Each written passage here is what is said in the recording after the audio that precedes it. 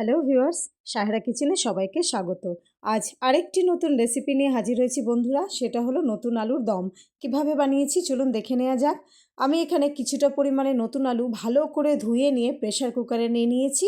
তারপর 1 table spoon লবণ দিয়ে আমি এটাকে 3টে সিটি দিয়ে নেব। 3টে সিটি দেওয়ার পরে এটাকে আমি ঠান্ডা করে নিয়ে ছিলে নিয়েছি।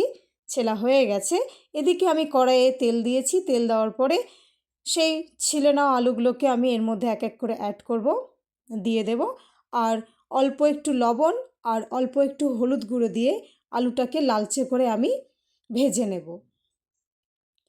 দেওয়া হয়ে গেছে। এবার ধিমে আঁচে আমি এটাকে ভেজে নেব।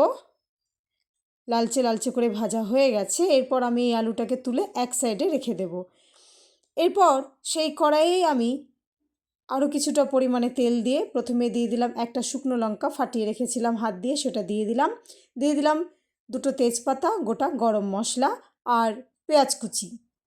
পেঁয়াজ কুচিটা দেওয়ার পরে ভালো করে নেড়ে চেড়ে নেব। পেঁয়াজটা একটু লালচে হয়ে আসলে এর মধ্যে আমি দিয়ে দেব হচ্ছে 1 টেবিল স্পুন আদা রসুন বাটা, 1 টেবিল স্পুন লবণ, 1 টেবিল স্পুন হলুদ গুঁড়ো, 1 টেবিল স্পুন জিরে গুঁড়ো, 1 টেবিল স্পুন ধনে গুঁড়ো আর 1 tablespoon Kashmiri red chilli powder.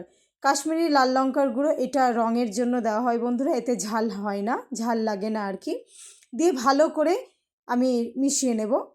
তারপর এর মধ্যে আমি দিয়ে দেব হচ্ছে টমেটো কুচি, দিয়ে একটু নেড়ে চেড়ে নেব। যখন এখান থেকে তেল ছেড়ে আসবে তখন আমি এর মধ্যে দিয়ে দেবো কিছুটা পরিমাণে মটরশুঁটি বেছে রেখেছিলাম, সেটা দিয়ে দিলাম। দিয়ে ভালো করে মিশিয়ে নেব। মেশানোর পরে এর মধ্যে আমি দিয়ে দেব ভেজে রাখা আলুগুলোকে, দিয়ে ভালো করে আবার সমস্ত কিছুকে নেড়ে চেড়ে নেব, একটু কষে নেব আর কি। কষা হয়ে গেছে। এরপর এর মধ্যে আমি দিয়ে দেব পরিমাণ মতো গরম জল। রান্নায় আমি গরম জল দেওয়ার কথা সবসময় বলি বন্ধুরা, কারণ রান্নায় গরম জল দিলে স্বাদটা দ্বিগুণ বেড়ে যায়। জলটা দেওয়ার পরে এটাকে ঢাকনা দিয়ে ঢেকে রেখে আমি 10 মিনিট রান্না হতে দেব। 10 মিনিট পরে ঢাকনাটা তুলে দেখে নেব সব কিছু সেদ্ধ হয়ে গেছে। এরপর এর মধ্যে আমি দিয়ে দেবো 1 টেবিল স্পুন চিনি, কিছুটা পরিমাণে কাসুরি মেথি হাতে ডলে আমি দিয়ে দিলাম। তারপর দেব 1 টেবিল স্পুন ঘি।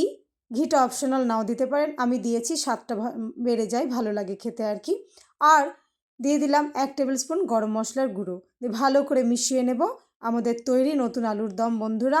আমি এটাকে পরিবেশন করেছি বিটের লাল লুচির সঙ্গে। বানাবেন তো কমেন্টে অবশ্যই জানাবেন। ভিডিওটি ভালো লাগলে অবশ্যই লাইক, কমেন্ট ও শেয়ার করবেন। সকলে খুব ভালো থাকবেন ও সুস্থ থাকবেন।